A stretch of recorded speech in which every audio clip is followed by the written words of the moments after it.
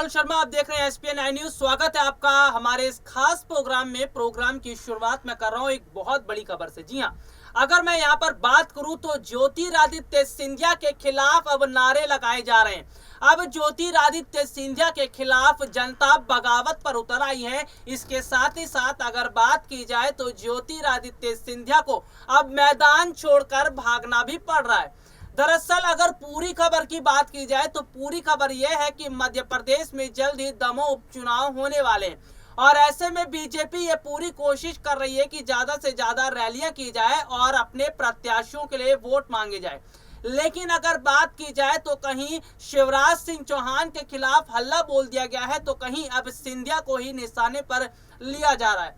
दरअसल अगर खबर की बात की जाए तो जिस तरह से जो मध्य प्रदेश है, खास तौर पर वहां पर वायरस इस तरह से फैलता नजर आ रहा है और उसके बाद जो खुद मुख्यमंत्री हैं शिवराज सिंह चौहान, वो उसकी परवाह ना करते हुए रैलियां कर रहे हैं। और जहां तक कि सिंधिया की बात की जाए तो सिंधिया भी अपने प्रत्याशियों के लिए वोट मांगते नजर आ रहे हैं। तो ऐसे में ये बात जनता को चुभ गई है और जनता अब सवाल पूछ रही है कि क्या यही रणनीति है बीजेपी की और क्या बीजेपी जानबूझकर इस वायरस को फैलाने की कोशिश भी कर रही है। खुद शिवराज सिंह चौहान जो कि मध्य प्रदेश के मुख्यमंत्री हैं, वो ये मांग करते हैं कि मध्य प्रदेश में लोगों को अपनी सुरक्षा का ध्यान रखना होगा, लोगों को एहतियात के तौर पर बहुत सारी सावधानियां बरतनी होंगी। लेकिन जब वही काफिला लेकर चल पड़ते हैं रैली करने के लिए, और खास तौर पर ज्योतिरादित्य सिंधिया की मैं बात करूं तो ज्योतिरादित्य सिंधिया के खिलाफ भी नारे लगाए गए हैं और देखने को ये मिला है कि सिंधिया के खिलाफ अब जनता खड़ी होती हुई नजर भी आ रही है। जिस तरह से मध्य प्रदेश की स्थितियों की अगर हम बात करते हैं तो मध्य प्रदेश का हाल तो कुछ ऐसा है जिसे शब्दों में बताना इतना आसान नहीं होगा। लेकिन अगर हम यहाँ पर बात करें तो शायद राजनीतिक पार्टी के नेताओं के लिए चुनावी रैलियां अब बहुत ज्यादा बढ़ चुकी है। यानी कि अगर कहा जाए तो शायद उनके लिए जितना चुनावी रैली बहुत ज्यादा महत्वपूर्ण रखती है, शायद उतनी ज्यादा उतना महत्वपूर्ण लोगों की जान नहीं है। अब तो बाकायदा लोग ये कह रहे हैं कि ऐसा लगता है कि रैलियां करनी जरूरी है, जबकि लोगों की सुरक्षा रहे चाहे ना रहे और लोगों की जिंदगी बचे चाहे ना बचे, इस पे सरकार का कोई कदम नहीं है।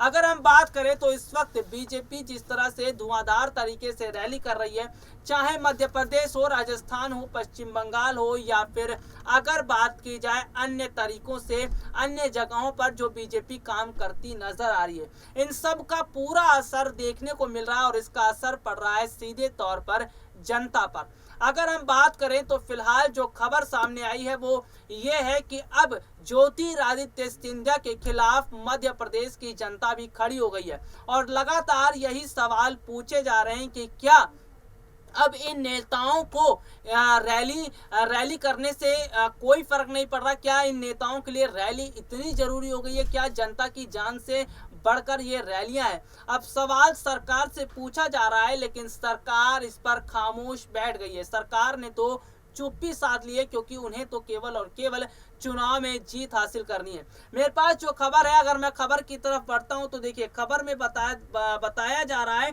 कि जिस तरह से देखने को मिला कि यहाँ पर खबरें ये बताई जा रही हैं कि ज्योतिरादित्य सिंधिया जो वोट मांगने गए थे अपने प्रत्याशियों के लिए, उन्हें उल्टे पांव ही भागना पड़ा।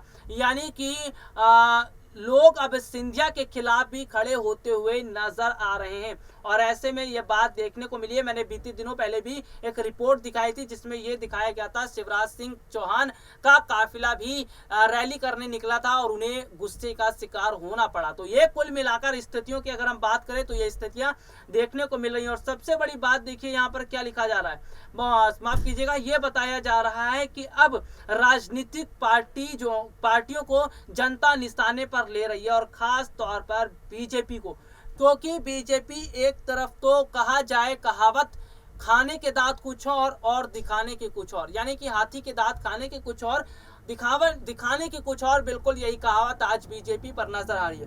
एक तरफ तो बीजेपी कुछ और मांग कर रही है, बीजेपी सोशल डिस्टेंसिंग तमाम तरह से लोगों से अपील कर रही है, दूसरी तरफ वही सोशल डिस्टेंसिंग की धज्जियां उड़ा रही है, वही वायरस को फैलाने का काम कर रही है। इससे साफ पता चलता है कि इन राजनीतिक पार्टी के नेताओं को रैलियों से ज्यादा और कोई ज्यादा रैलियों से ज्यादा फिक्र जनता की नहीं है, और जनता कि आज स्थिति क्या है ये पूरे देश को पता लग रहा है। तो यानी कि अगर कुल मिलाकर कहा जाए तो फिलहाल मध्य प्रदेश में भी माहौल खराब होता हुआ नजर आ रहा है। और सबसे बड़ी बात है, कांग्रेस पार्टी जो है वो पूरी तरह से मध्य प्रदेश में शिवराज सिंह चौहान को घेरने का काम भी करती हुई नजर आ रही है। जी हाँ, शिवराज सिंह चौहान को घेरने का काम किया जा रहा है। और अगर बात की जाए तो यहाँ पर जो स्थिति बताई जा रही है वो ये है कि फिलहाल मध्य प्रदेश जो है अब वो भी वहां भी जो है माहौल खराब होता हुआ नजर आ रहा है। लेकिन अगर बात की जाए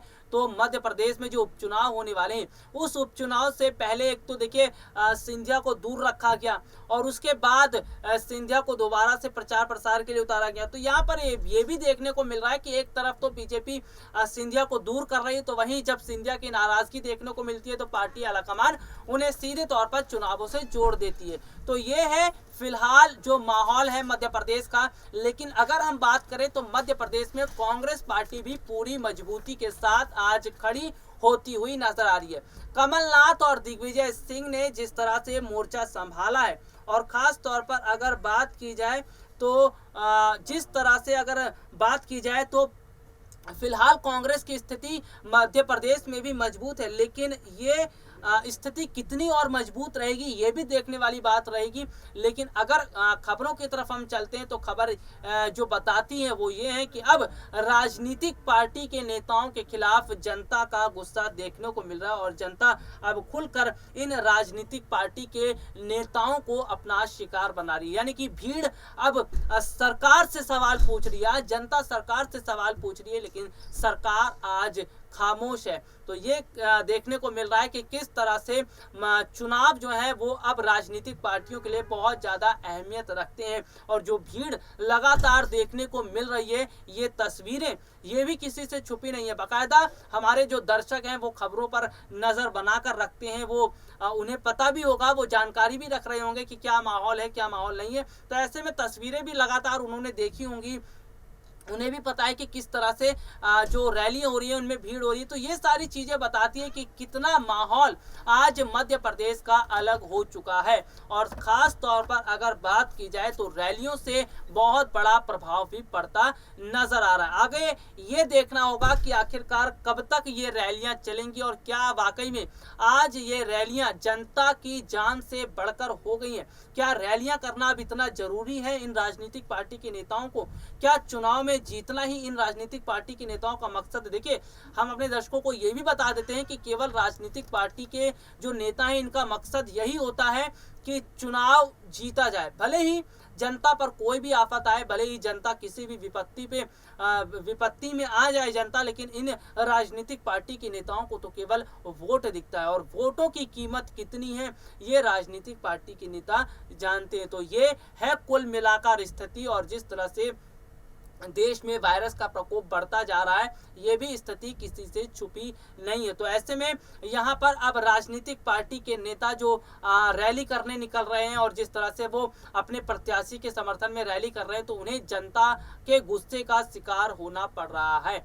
और अगर यहाँ पर देखा जाए तो मध्य प्रदेश के अलावा राजस्थान में भी उपचुनाव होने वाले हैं, और राजस्थान उपचुनाव को ध्यान में रखते हुए भी बीजेपी ने बहुत बड़ी रणनीति अपनाई है। और देखिए, सबसे बड़ी बात अगर हम यहाँ पर स्थितियों की बात करते हैं तो वाकई में स्थितियां अपने आप में ये बताती हैं कि किस तरह से अब जो माहौल है वो पूरा अलग होता हुआ नजर आ रहा है। चलिए आगे बढ़ते हैं और खबर की तरफ भी हम दोबारा रुक कर रहेंगे, लेकिन उससे पहले आपको ये बता देते हैं बड़ी जानकारी अपने दर्शकों को कि फिलहाल राजस्थान का मोर्चा भी बीजेपी ने संभाल लिया है, और बीजेपी ने अपने कई स्टार प्रचारकों की फौज राजस्थान में भी भेजी है। ऐसे में बीजेपी को ये उम्मीद है कि उनके ये स्टार प्रचारक उनके लिए काम करेंगे, और वोट लाने का भी वो बहुत बड़ा पैंतरा अपनाते नजर आ रहे हैं। फिलहाल के लिए आज मुझे इजाजत दीजिए, नमस्कार।